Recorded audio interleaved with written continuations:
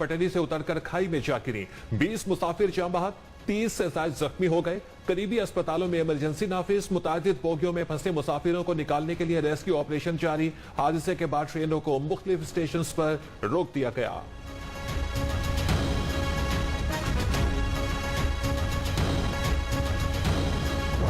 बहरकी के करीब रेती रेलवे स्टेशन पर खौफनाक हादसा। 13 से 14 बोगियां पटरी से उतर गईं। 8 बोगियों को ज्यादा नुकसान पहुंचा। डिप्टी कमिश्नर उस्मान अब्दुल्ला के मुताबिक मिल्लत एक्सप्रेस कराची से सरगोदा और सर सैयद एक्सप्रेस लाहौर से कराची जा रही थी।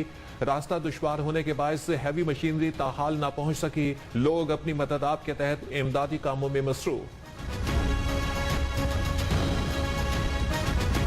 पहले वो पटरी से उतर गई तो पटरी के उतरने के बाद उसमें बहुत सारे लोगों की डेथ हो गई, बहुत नुकसान हो गया था। उसके तकरीबन 4 या 5 मिनट बाद इसी दौरानिए में ना पीछे से कोई ट्रेन आई, वो भी टकरा गई। पहले से भी ज्यादा नुकसान हुआ उसका और बहुत सारे लोगों की डेथ हो गई।